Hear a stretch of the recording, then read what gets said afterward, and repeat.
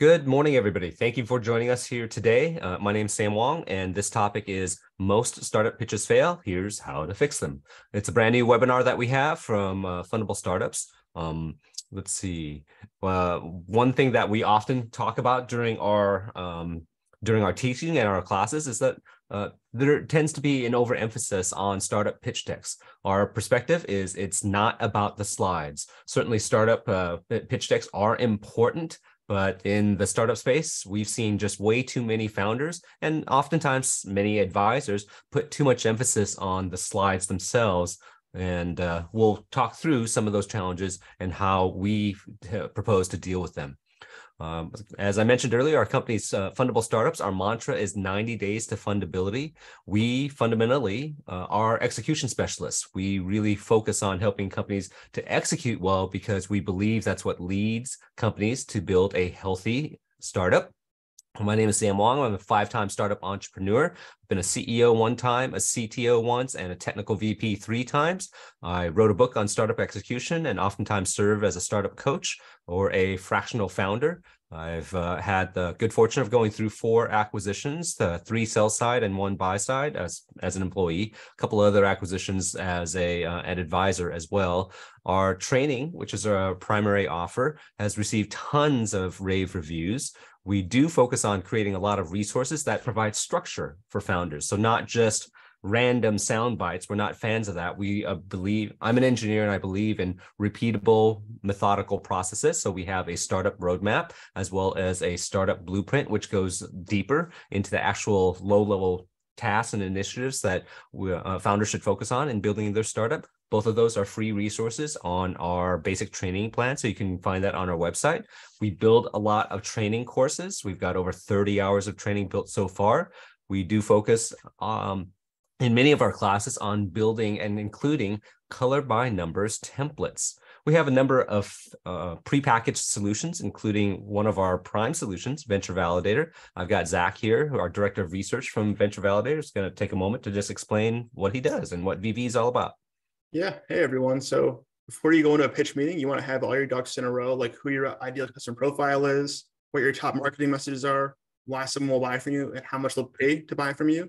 So at VV, we help you get all those ducks in a row by getting your ideal target customers into a survey environment, hearing from them, seeing what they like, seeing what they'll pay, and then giving you those insights. That's what we do. It takes less than 5 weeks, and I'll put some info in the chat so you can learn more about that. Thanks so much. Very good. Thanks, Zach. So other prepackaged solutions, we do a lot of funding strategy work based on inflection points. If you've been through some of our other courseware and webinars, you hopefully understand the importance of building a funding strategy and not taking a haphazard approach towards fundraising.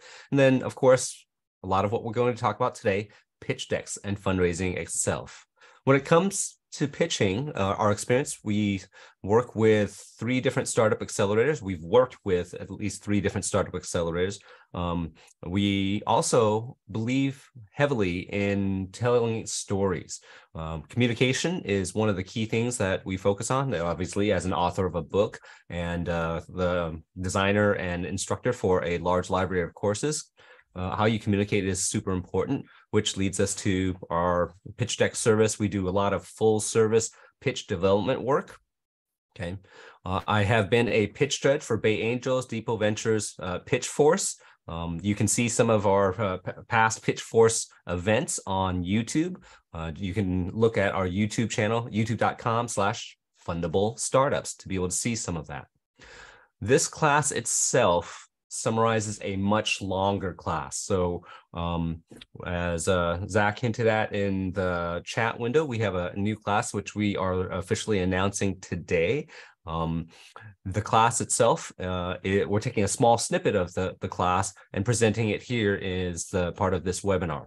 Okay, so there's a lot of other content that we just don't have time to cover because all 10 topics on this slide take probably about 4 hours. We're releasing the first top half of the first 5 across the top today.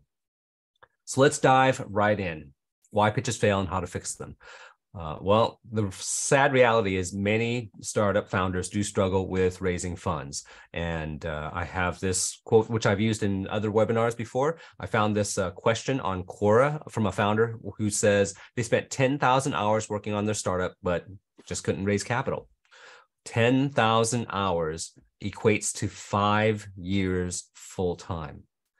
Fundraising is hard, but it shouldn't be this hard. Okay. So there's something wrong here if this individual has been working for 5 years and still can't raise any money. Okay. The sad reality is most investor pitches do fail. And we need to really dig into why if we're going to try to fix it.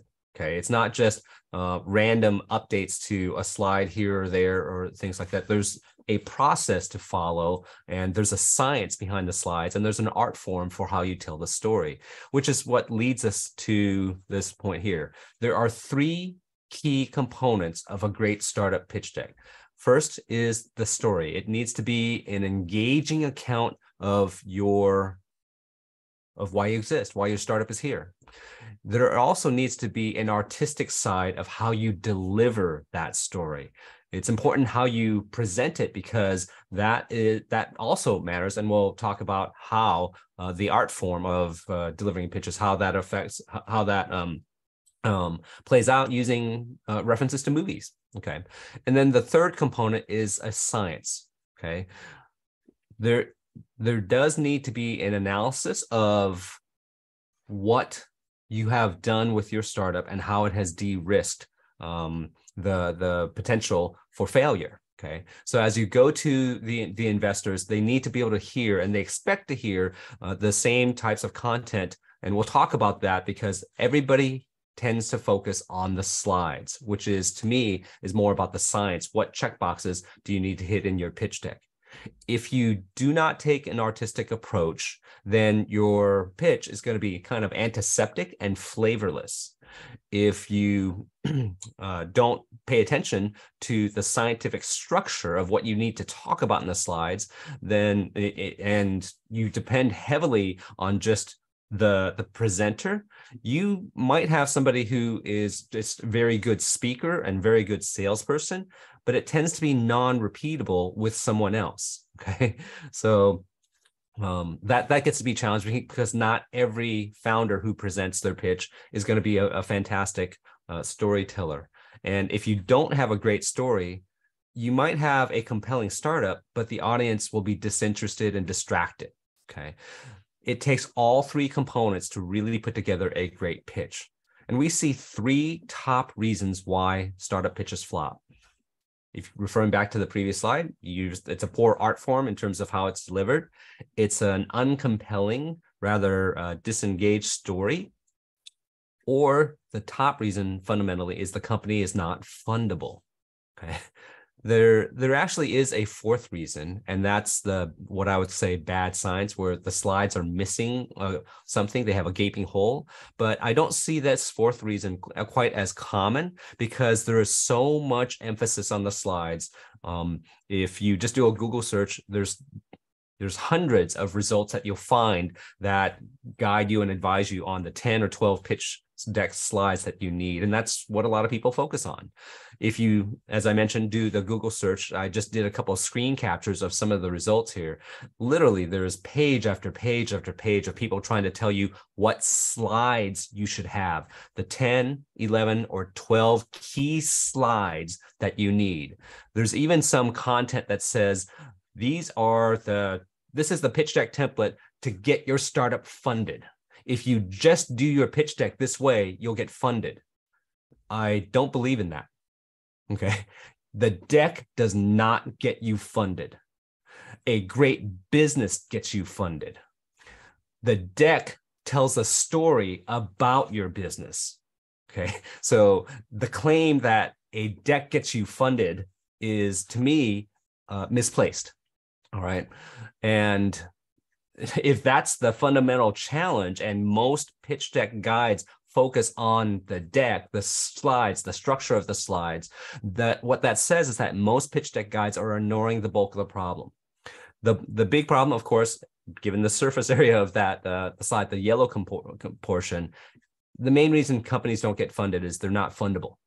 That's what we do focus on, okay? But there are also two ancillary reasons. They don't do a good job of telling a good story, and they do a rather poor job of weaving it artistically.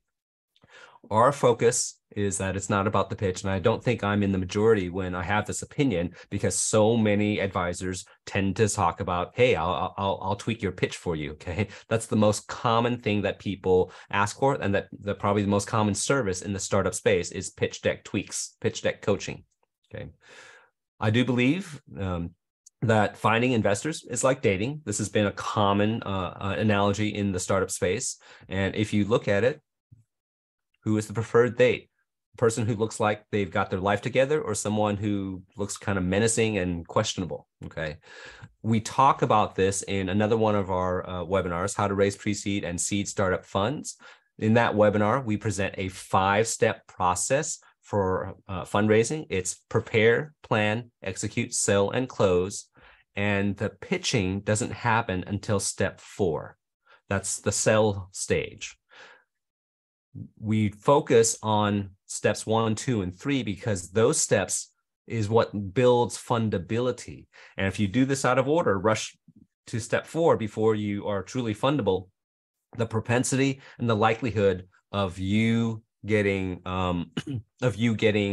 funded is poor, and you might fall into the trap of that other founder who said they spent 5 years trying to raise funds. Remember, the pitch deck doesn't get you funded. The pitch deck tells your story. Okay, so is it an art form or is it a scientific process? And the answer, I think, is a little bit of both.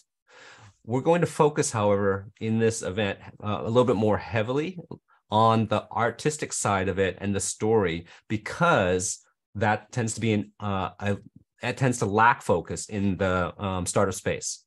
Let's look at, as I mentioned before, the movie industry, the film industry. You have multiple movies about Batman. Okay, I don't know how many Batman movies they can make, but one of the best ones was The Dark Knight, and it starred Christian Bale as Batman and Heath Ledger as the Joker. That movie received a 9.0 rating on the movie review site IMDb. That makes it one of the top 5 highest rated movies of all time. But if you look at the movie Batman and Robin with George Clooney as Batman, that movie scored a 3.7 on IMDb. That makes it one of the worst movies of all time. How does this happen? It's the same superhero and fundamentally the same struggle of good versus evil. How in the world do you end up having 2 Batman movies with such dramatically different ratings? If you look at the specifics of the reviews, even though the scientific elements of the 2 movies are basically the same, you have a hero, a villain, some plot twists, tension, and eventually a final climax. The difference is in the art of telling the story. Okay, if you dig into the reviews, some of the reviews specifically call out lamely interpreted hero in the acting. They also say the dialogue is infantile. It's really bad. They also talk about how the visuals are horrific. The same topic is presented in a very, very poor way, which results in these really, really bad reviews.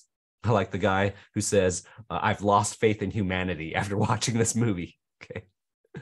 So the science side of the movie is like working on the slides that you should have in your pitch deck. The art is the stuff that wraps around the pitch deck slides.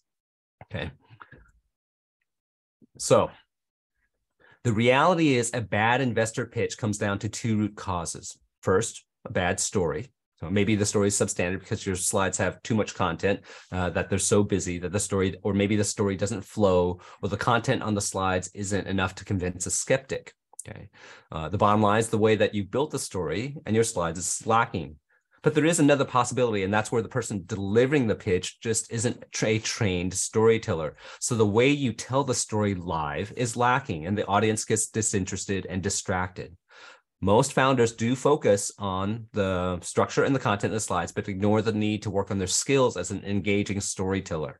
Founders need to remember to focus and on growing their skills as a presenter as well.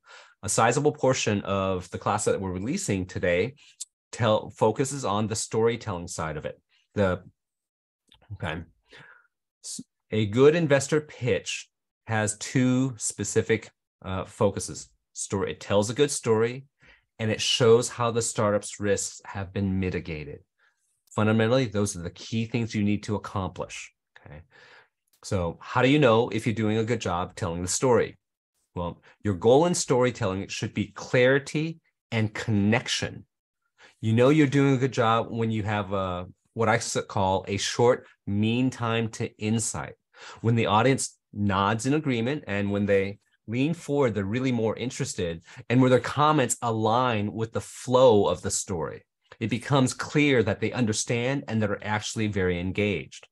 There's also another focus of your investor pitch, and that's de-risking. Your goal with de-risking is to establish with reasonable plausibility that you've extinguished the multiple threats that can sink a startup. You know you've mitigated the threats well when your audience stops giving you the scowling, skeptical look, and they start asking forward-looking questions that lead you to the next steps. They're asking questions that fill in gaps in their understanding because they really are more engaged and they're seeing some potential here. Okay. If you map the three keys to the slide, you have the story on the left, the science on the far right, and the art in between them. And that artistic presentation links the two together, the storytelling with the de-risking. Okay. So the class that I just mentioned that we're releasing today focuses on the storytelling. We'll release a class on the de-risking side of it, the mechanics of the slide and engaging investors later in Q2 this year. Okay. When we do go through a pitch coaching session, or when we provide pitch advisory work, we use a 5-point rating scale. And down at the bottom is number one. It refers to pitches that have multiple showstoppers that will require a lot of work. Okay, some rethinking, some pivoting, some changes. There's just a lot of work to be able to do because it's there are lots of potential likely threats are going to run into problems here. Above that, we have level 2. Grade 2 is pitches where the startup has potential, but there's still a decent amount of work to address some concerning issues. And then 3 is the pitches aren't bad. There might be 2 to 3 medium issues and several minor issues not addressed, but you can't exactly say that they're good just yet. Above that is good pitches where there are only minor issues that have not been addressed, and above that is very good where the pitch is very compelling with very few issues, and whatever issues are definitely very minor. If you look at the distribution and spread from our experience, it looks something like that. Okay, probably less than 1 in 10 pitches are in the very good stage. The vast majority of the pitches, maybe 2 out of 3 roughly, are unfortunately in the not bad or not good and below. Pitches need to be very good to stand a chance of catching people's attention and actually getting you to move forward in the investor pitch lifecycle, which we'll talk about in a little bit. There are lots of people out there who present scorecards. Okay, if you do a Google search for a scorecard, you'll find a lot of search results. But a lot of these scorecards have a number of issues. Number one is they don't tend to have any detail on what phase the pitch or what phase you're in terms of your startup fundraise. Because if you're pitching to a Series A investor, they will have different expectations than if you're pitching to a Series Seed investor. They expect more maturity and they'll put more weighting on actual stuff like traction than a seed investor will.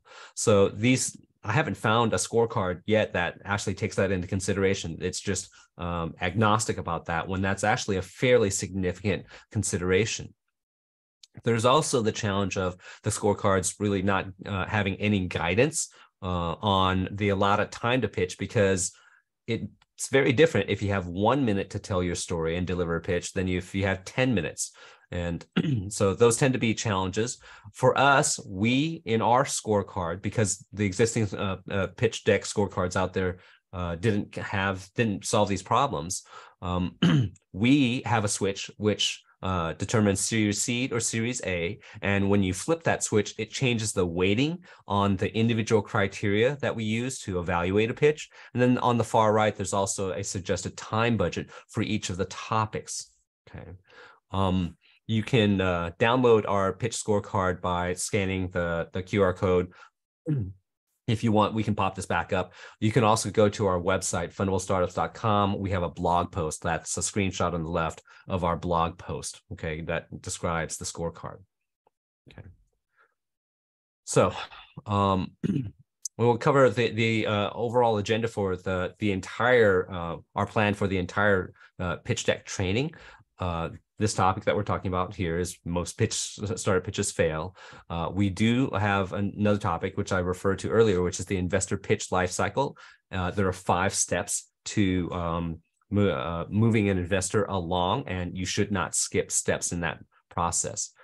We also we have a small module in our pitch deck training on how to sell. Fundraising is fundamentally sales, and if you're not an experienced salesperson, it would probably be helpful to you to pick up some sales skills. Then the core of the topic is storytelling itself. We encourage people not to pitch your startup, but to tell a story about the startup. It has a very different feel when you're storytelling versus when you're trying to pitch something. It sounds like it's more authentic, and it doesn't feel as greasy, if you will. Okay. Then we have a topic on wordsmithing. Our experience is that bad writing is everywhere. When we work as a pitch coach, probably 50 to 60% of our time is spent helping people to rewrite, probably about 50%. Okay, rewrite content, because it's actually very, very hard to get your copy right, because you don't have a lot of space to be able to present that on a deck. We also have a module on visual effectiveness, making your slides attractive and easy to digest. Then, of course, the pitch deck slide inventory. This is our version of the 10 or 12 slides that are important in building out a great pitch. We talk about the importance of practicing your pitch to make sure you have it very, very polished. Then we have a module on how to engage investors. Okay, we've seen many founders ask just for an introduction to an investor and then completely turn off the investor by how they engage them. Okay. And then finally, the last module is how to be able to build momentum and use it as leverage to be able to level the playing field, if you will, with investors. The class is divided in 2 parts. Storytelling is the first part, which is the class we just released this morning, and the last 5 will be released later in Q2. Mentioned it before. There's just way too much focus on pitch slides and investor introductions, and not enough focus on telling a great, compelling story. I'm going to pause for a moment here before we dive into the, just a few 3 or 4 slides on the investor pitch life cycle. Zach, do we have any questions that we should address in the chat window? No, the most common question was just, is there going to be a recording for this? That's the most common one. Yeah. Besides that, it's been pretty. Okay, great. Well, feel free to use the chat window. We will post the recording up on YouTube, and we'll have another question break later. Okay. Sure. Let's keep rocking. Okay. Investor pitch lifecycle. What is this? I almost never hear anybody talk about the details here. What is the goal of your investor pitch? And most people say it's to get a check. Okay. That's wrong. Your investor pitch is not supposed to get you a check. Your investor pitch should focus on getting more time with the investor or moving to the next step. Okay. There is a life cycle. There is a process with engaging an investor. You start by informing them, and that's a high-level pitch. You might do this if you happen to be at a startup event and you're doing some networking, or if you happen to have an investor's contact info and you are ready and prepared to reach out to them with a cold email, then you might have a pitch that is a send ahead that you attach to an email. After that, there's also the opportunity to summarize where you do a mid-level pitch, and that's typically done if you go to a pitch event like Pitch Force or a demo day. If you happen to be part of an accelerator, you have dozens of investors in the audience, and you're basically telling as many of them as at one time about your company. Then if you are successful, you may get a private meeting, and that's where you go through a low-level pitch with the investor. You're only talking typically to one investor, and you need to focus your pitch and your conversation on what that investor cares about. You should do some research about that investor in advance. You're still not done, though, after you have that private meeting, because the investor, if they are interested, they are going to verify. They're going to go through a verification step and do some detailed inspection of your company. And that's where you go through due diligence. Okay, we've got another class that covers due diligence. We're not going to go through that here. If you pass due diligence at that point where you get into the low-level negotiations of the terms on the definitive agreements, many of these terms will already have been decided on the term sheet, okay? But only after you've gone through the detailed negotiations and signed the definitive agreements do you actually get funded. You might ask, where does the term sheet come into play here? Well, it depends on the specific investor and their processes and how confident they are in you. But the term sheet can be either at the beginning of due diligence, in the middle, or even at the end, okay? So if we look back here, it is possible for your first contact with the investor to be at a pitch event or a demo day. So you might skip the informed step, or the informed step might skip the demo day because maybe you've done such a good job with that high-level pitch that you are invited to a private meeting. The first three steps are critical. The goal here is to get to the next step. Okay. Traditional pitch thinking only focuses on the light blue steps, but smart founders who understand an overall process know getting to a private meeting, that's just getting to first base. Okay. You're not done yet. You haven't scored anything. The actual pitch and fundraising cycle goes all the way to step 5, and you can't skip the last 3 steps. Okay. Remember, the pitch life cycle, your goal is to get to the next step, not to get a check. The goal of the fundraise is to get a check. The goal of the pitch deck is to get you to the next stage. Okay. I've skipped about another 15 or so slides in that pitch life cycle topic to be able to jump ahead here. In fact, I've actually skipped probably about 180 slides to get to this topic number 6.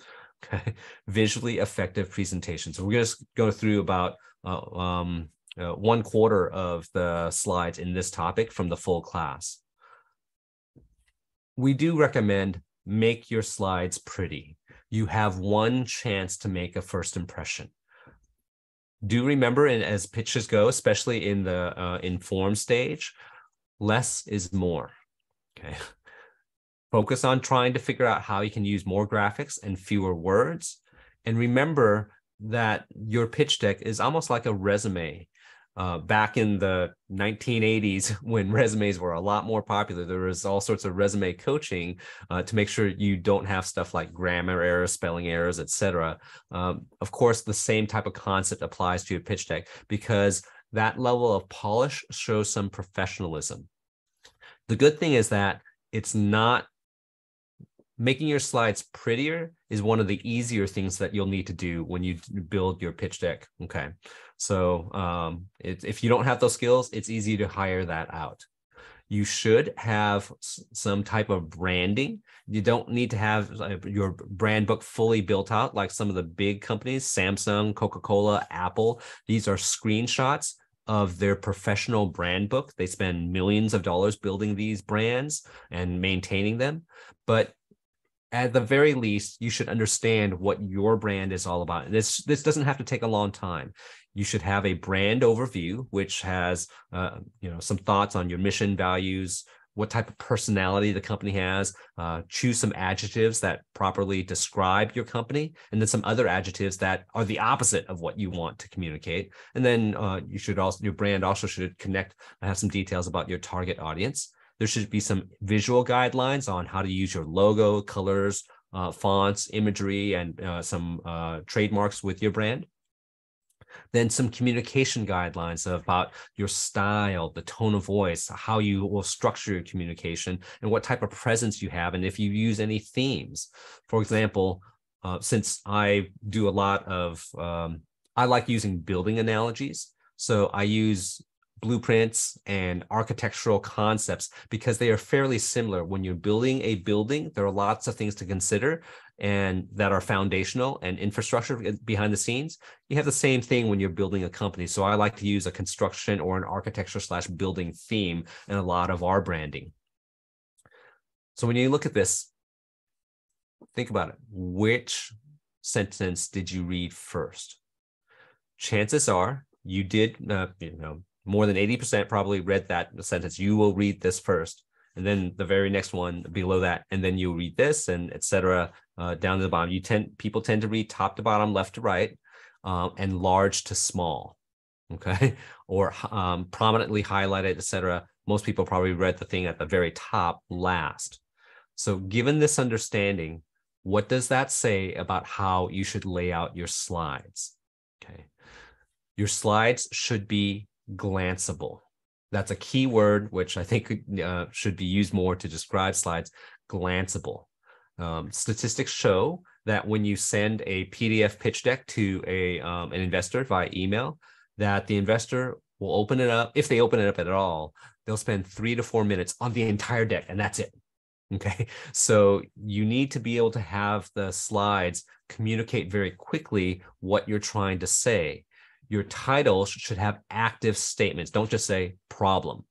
Say something more, you have very little real estate on the slide. It would be better to be able to say something like, warehouse efficiency has not changed in 20 years, okay? Or something along those lines to describe the problem. And then the content in the slide, there should be 3 to 5 bullet points that support the claim at the title. The bullet points should be only 5 to 10 words. I've seen people do 3-line bullet points. It tends to be too much text to read, okay? Again, the bullet points should support the title line, and make sure you use white space between the bullets. Leverage simple imagery. Okay, don't have this super complex graph system where it looks like you have to be a data scientist to figure it out. Use simple imagery. If you need to supplement the imagery, you can put some annotations next to the graphs that show what it is you're trying to communicate, that safes in 2015 represented less than 1/3 of all convertible instruments, but now more recently in 2021, they're more than 2/3. It's a 2.3x growth in the use of safes. Okay, so make sure your slides are glanceable. You may note that my slides here in a lot of our training are not glanceable because we're not doing a pitch deck.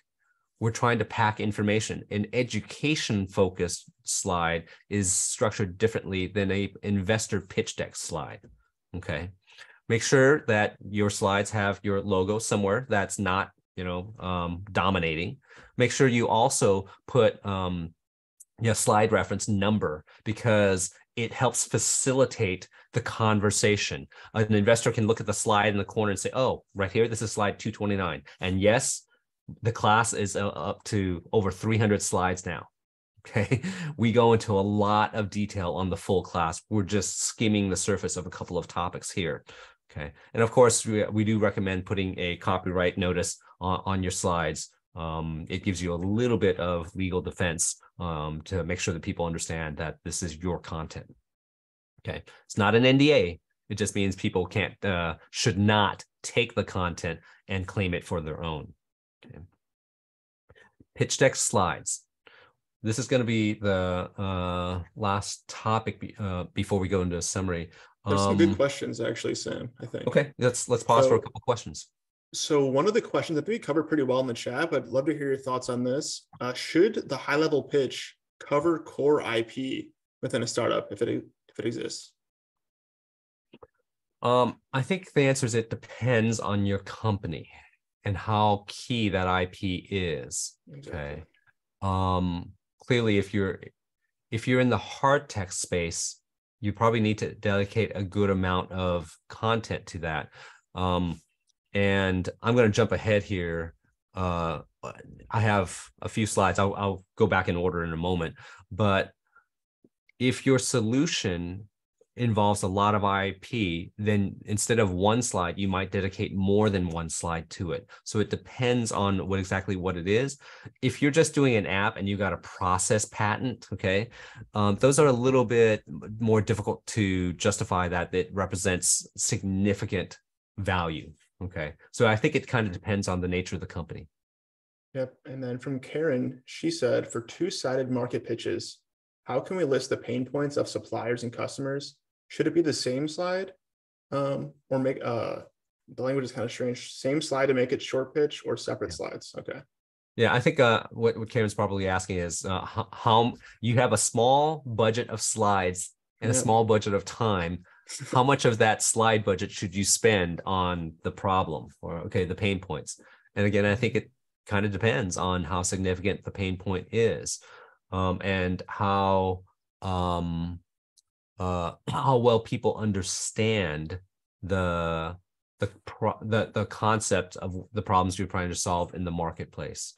I think people oftentimes understand marketplaces. If there was a company in Europe that was Airbnb for home swimming pools.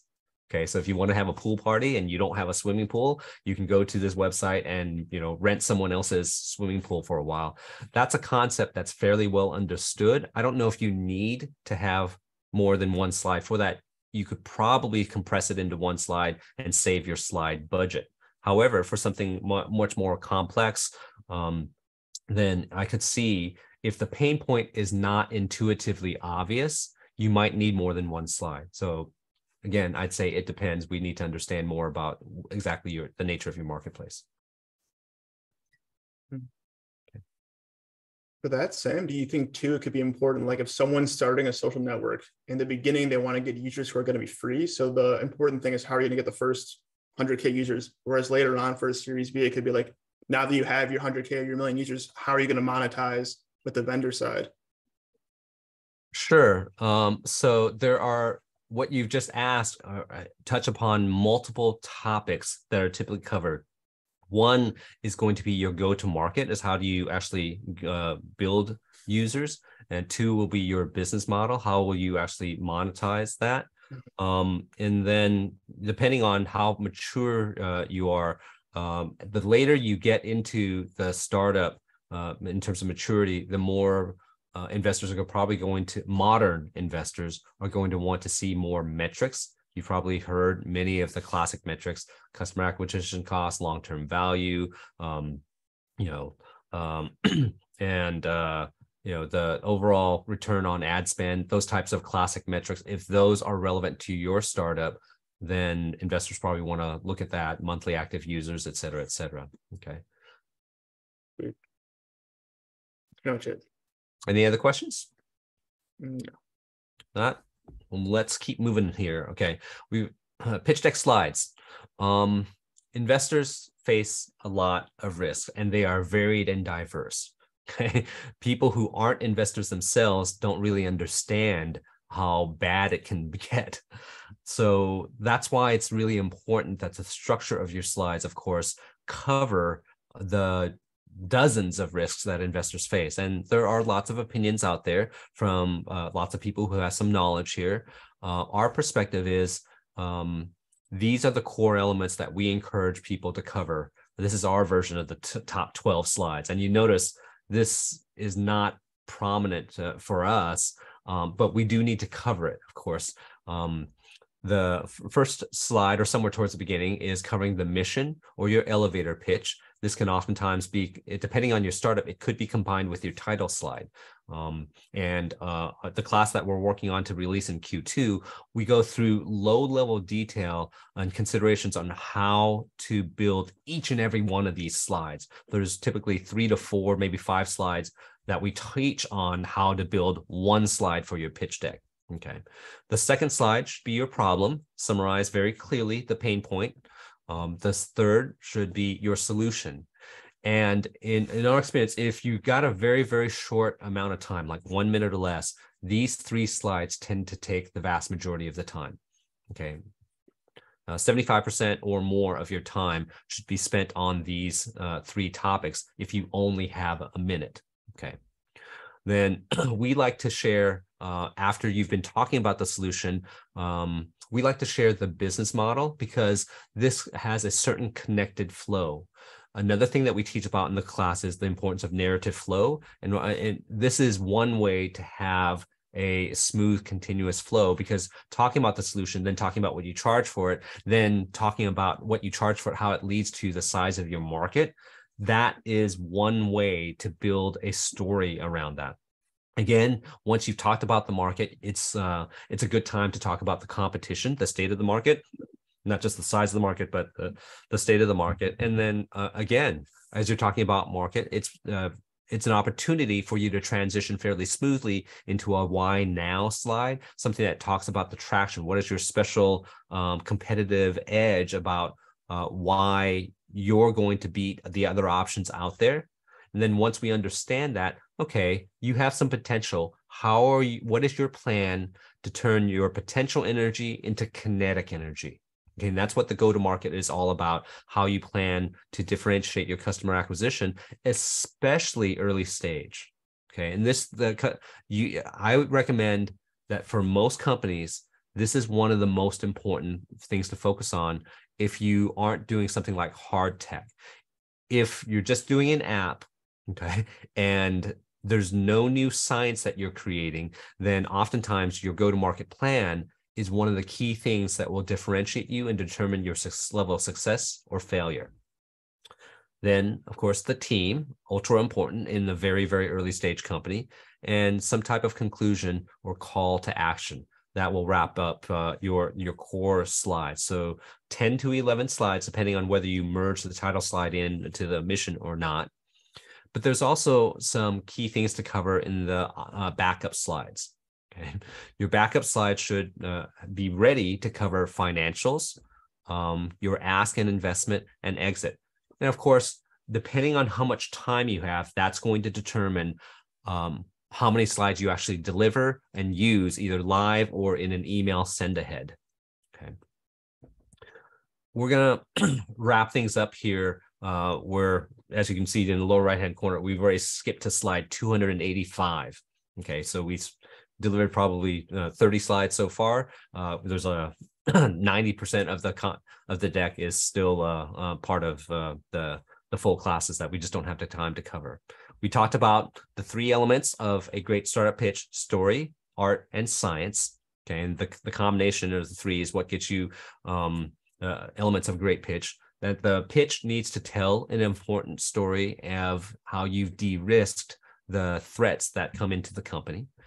We did talk about our scorecard and how we tend to grade. We can pop up this this QR code again later as we're dealing with questions at the end, or you can just go to our website, fundablestartups.com. We have the agenda for the full pitch training class, and that the class that we just released this morning is focused on the art of storytelling. If you are one of our customers who've purchased our pro package, you get this class for free.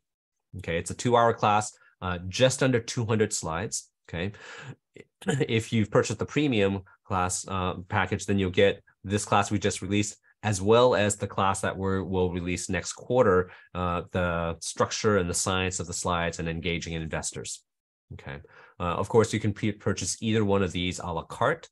So this is the class which we just released this morning. I finally went to bed at about 3 a.m. last night because I was working on this final touches on the class.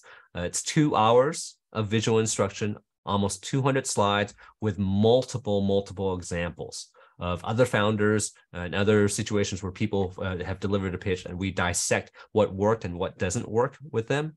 And we have for this class a $99 launch price. It's a limited time offer. You can scan this QR code to be able to go straight to the checkout process. And since we're launching it as part of this webinar, we do have yet another bonus.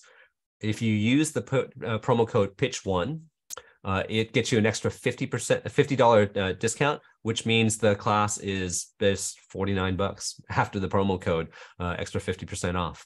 Okay, effectively 50% off. So we're pricing it aggressively at launch. It's, like I mentioned, 2 hours of instruction. Right now, there's 75% of the class has been released. Probably next week, we'll release the last 25%. Just wasn't able to finish the post-processing on all the video, okay? But bottom line, startup fundraising is complex. It's hard work. Most people fail. And if you need help, we are ready to be able to provide the help. We do have also a pitch deck development service. It's 3 tiers with a bronze, silver, and gold tier. It shows current pricing right now. With our bronze package, it's focuses on helping you rebuild your existing pitch. And it includes up to 10 slides, covers core pitch topics, copywriting and content, as well as storytelling and flow. And because we do focus on fundability, one thing that's unique about working with us on your pitch deck is we will include our premium training package with all 3 of these tiers. Okay, so it's $1,500 for our premium training package. You get that for free because we don't want to just help you build some slides. We want to help you get fundable. Then the slides will have something interesting to tell, something compelling to talk about. Okay, so that's a key differentiator, is that when you work with us on the pitch deck through one of these packages, the premium training is included for free. It's 30 hours worth of training. We also will help with basic market size calculations, but market positioning and research aren't included with the bronze offer. And in very rare instances where the startup's extremely well qualified, we may introduce the company to investors in our network. Got several dozen investors in our network. The bronze package includes 2 revisions after the first draft of the pitch of the rebuilt deck, and it's typically used for pre-seed funds raising up to $500,000. The silver package includes up to 15 slides. We focus there on building a new pitch from your existing story. It also includes the premium training, the 30 hours worth of training. And compared to the bronze, we add some additional work with market research and positioning. We also will introduce, again, to investors for extremely well-qualified startup. We add an extra revision on the pitch deck, and we add 2 live coaching sessions. The typical use of the silver is raising seed funds of up to $1 million. Our gold tier is our top end, and it includes up to 20 slides, which covers focuses on a new pitch with a new story. Covers the same core content, pitch topics, copywriting, storytelling, and flow. Also includes our premium training. All 3 of these packages do. And gold compared to silver will add more likelihood of investor referrals, another pitch revision, and another round of pitch coaching. It's typically used for Series A, B, and C types of fundraisers. And finally, we do have an a la carte pitch refinement service. It is just a fixed number of meetings with a lot of after-hours follow-up. When we've done this, people have shown us their content, and some of the after-hours might be us spending lots of time rewriting copy for the founder's slides. We believe that with all this approach, we believe we have a very, very compelling pitch offer compared to other advisors or deck experts. To start with, we really focus on fundability. Most advisors have a generic focus, and deck experts just focus on pretty slides. We do have lots of hands-on startup experience as a CEO, CTO, or technical VP with 5 different startups.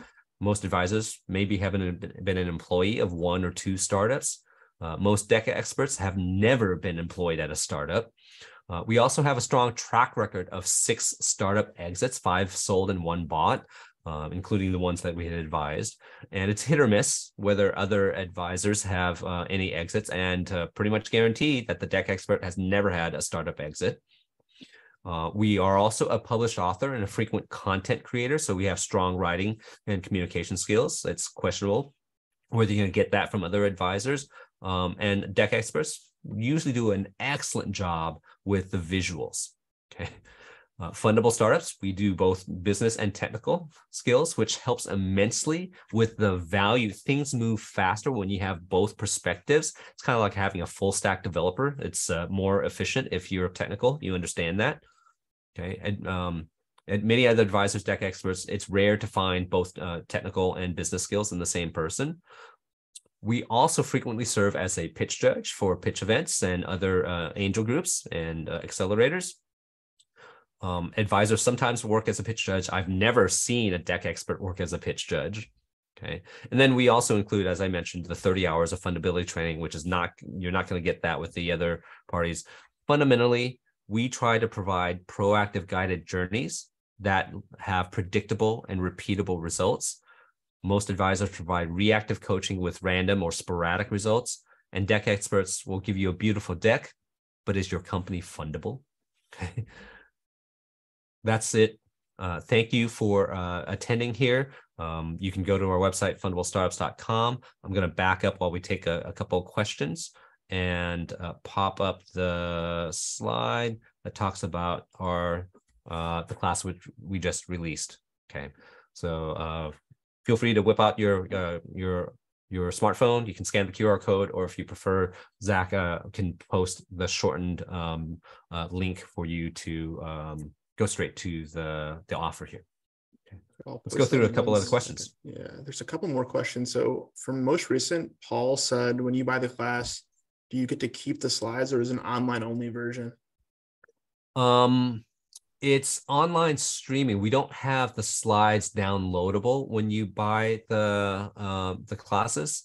It's not been a frequent ask since it's not been a frequent ask, surprisingly. Most people prefer the synchronization of the talk track with the slides. You notice that there's a lot of animation, and it's just simple. Things appear, and I try very hard to teach synchronize the talk track with the bullet points on the slide, because that enhances learning. Okay. If you just have collapse it all into a PDF, you don't always get that.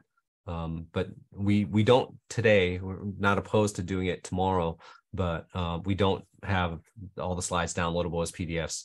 Literally, I have about 3,200, 3,300 slides across the 30 hours worth of training. I got a lot of slides. For sure.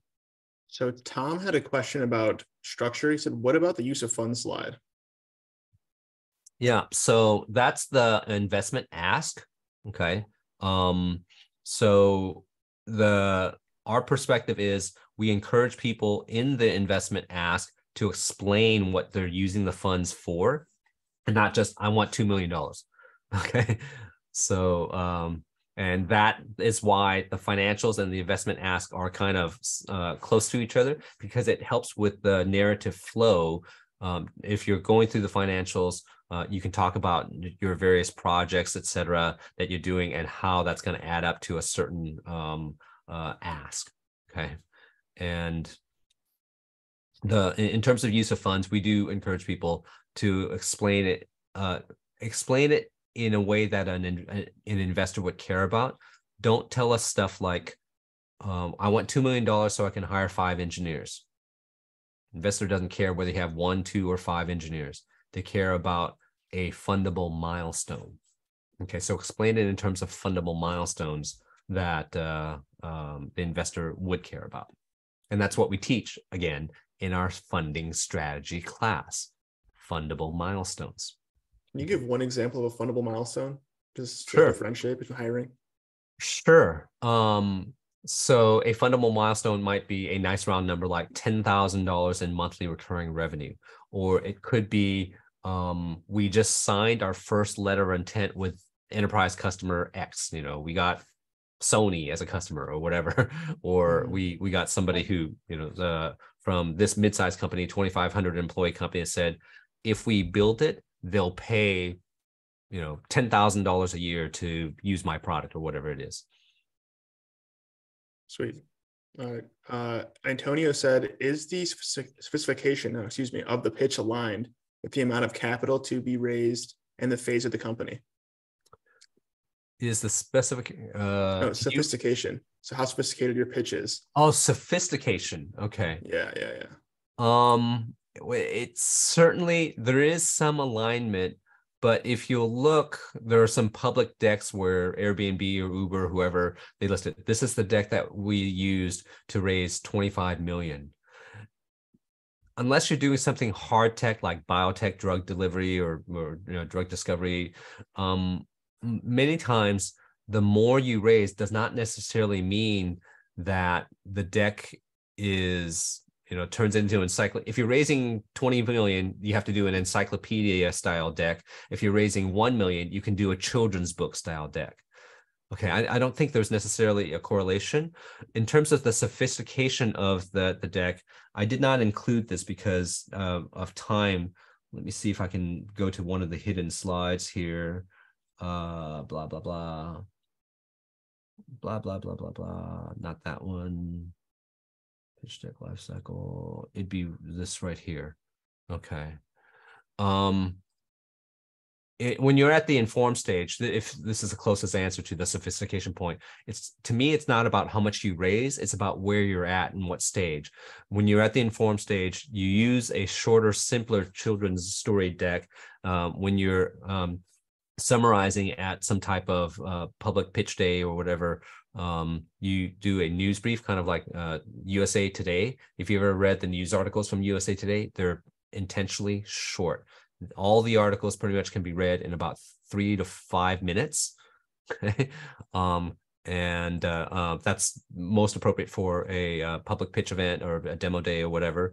And then if you're doing a private meeting, that's where you might do investigate. The level of sophistication or detail might be that of investigative news. Okay, like a multi-page article in the Wall Street Journal, or pick your favorite trade magazine. Okay, hope that helps. That was great. So great question here from Samuel. He said, for my my summarized version of my deck, how do I rectify the fact that I can't put as many words and there's not going to be any verbal content? Well, there's usually some verbal content in every single slide. Okay, I'm not sure I understand the question.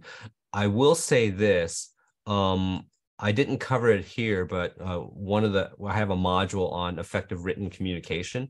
And this is challenging because this is probably one of the hardest things. You can be trained how to tell a story in a reasonably short amount of time. We focus on that in the $99 class, which we just released today. But the copywriting is hard. It took me 20 years to learn how to write. Honestly, when I was in middle school, I was a bad writer. I got B's and C's and such in my writing class. I always shied away from all that. Okay. I didn't write my book until I was late 30. No. Oh my gosh, I was late 40s. I'm old. Okay. But the bottom line is it probably took 20 years to learn how to write.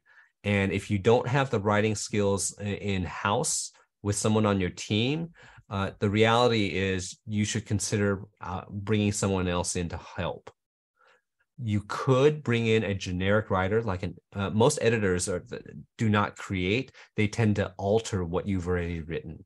Okay, so it's tough because you have to make an honest assessment. Are you a good writer? And if you're not, how can you find that resource? Literally, it took me 20 plus years to learn how to write. Okay, and I'm still learning more. And I don't always, writing is hard. Sometimes I get lazy because of time and I don't turn on every single writing best practice because it just takes more energy. Okay. Mhm. So two quick questions on what's included in the class. Darian said, is the scorecard included in the class? No, it's not because it's free. Okay. Even better. So just go to our website.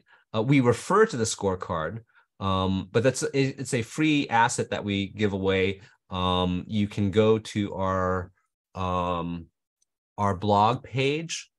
If you scan the QR code, or if leverage the bit.ly link, the shortened link, that should take you to the blog post itself. We have every 9 months or so, we do update and revise make some edits to the scorecard. So I think we're on version 3.0 right now, 3.0 or 3.1, I don't remember. Okay.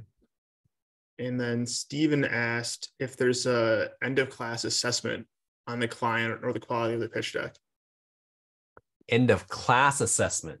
It would only be a self-assessment. And the answer is no right now. I am not a big fan of the accuracy of self-assessments for something like a pitch deck. Okay. Honestly, I tend to be blind to my strengths and weaknesses. I may think I'm being very patient with my kids. My wife will look at me and say, no, we got to talk. Okay. So my self-assessment is often off. So I no, there's not a self-assessment that's put in. We could, but it'd be difficult to, in my view, feel that self-assessment has a high level of accuracy. We could do that. It's something that we may consider. It could be a time where you just do like on a 30-minute coaching call where they do that, but they would obviously pay for that extra, but that's an assessment on the call. And then yeah. I mean, Naomi had, oh, go ahead. We do a lot of coaching calls. And given the fact that we have 3,000 slides of content, what we found is that I can quickly turn to answer a question. So the question earlier about the sophistication of the slides, I was able to actually pull up a slide that addressed that issue of how sophisticated versus, how much you're trying to raise. So I think in our coaching calls, we are very time efficient because we have a lot of content already pre-built. For sure. And then Naomi had an awesome question. She said, what's a good exit/close if you have limited time to pitch? That really, again, depends on your startup and what your theme of your pitch is. There's in the storytelling class, I include an example of someone. I include an example of someone doing a 1-minute pitch, and in that 1-minute pitch, I actually include the entire 1 minute, and then I break down everything that the guy said. And that particular person, for his 1-minute pitch, his exit was, "Can I get 4 more minutes of your time?" It was perfect. Okay, because it was a pitch event where the next stage was 4 minutes long. Okay, well, you're not always going to make that exact ask. There's another pitch that we include in the storytelling class where a guy goes 2 minutes, and his ask is for money. Okay, because that's ultimately what he was trying to do, and that was very appropriate for him. And the way he delivered it, that was one of the best pitches I've seen. It's very entertaining, very engaging. Take the class and you can see the breakdown of it. The storytelling portion of the class is 75 slides. It's a lot of content because it's not just telling you what to do. We're trying to upskill the founder to tell better stories. And it's not done in just, 5, 10, or 15 minutes. You can't just say, tell stories, and then people just do it. You don't learn to ride a bike from reading a book. So our best effort to help people to learn how to ride a bike is to provide extra detail and content to make so that when they are mounted on the bicycle, they at least know more about what's happening instead of just don't fall. Okay. Mm-hmm. And let's do a quick, I know we're already past the top of the hour here a little bit. So maybe how much more time do you have left to do questions? Let's see. Let's go 5 more minutes. Okay, I think this is a good circle back here. Thinking about Samuel's question again, if you're on a less is more kind of limit in your deck, so standalone reader deck, how do you make it as compelling as possible within your few slides you can send on a cold read? That's almost like saying, how do you build a spaceship? Because there's a lot of detail there. Okay. This is very hard, and I'm going to, how do you do this? And the answer is not easily. Let me pull up a slide here that explains, gotta find the slide. Part 1 review, blah, blah, blah, blah, blah, blah.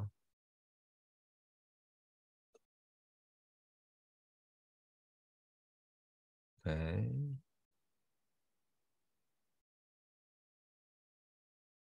Here, I'm going to have to get out of presentation mode to find it because I got to do a quick search. I'd say the best thing to do is to join a coaching call because it's not simple to answer that.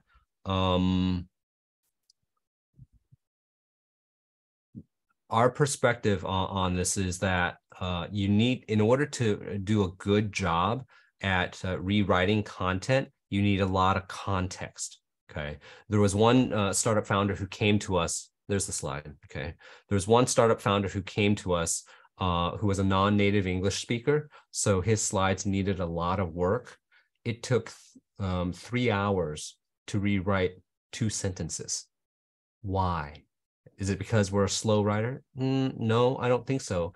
Because in order to be both concise and clear, it takes a lot of time and context. Let me share this. Okay.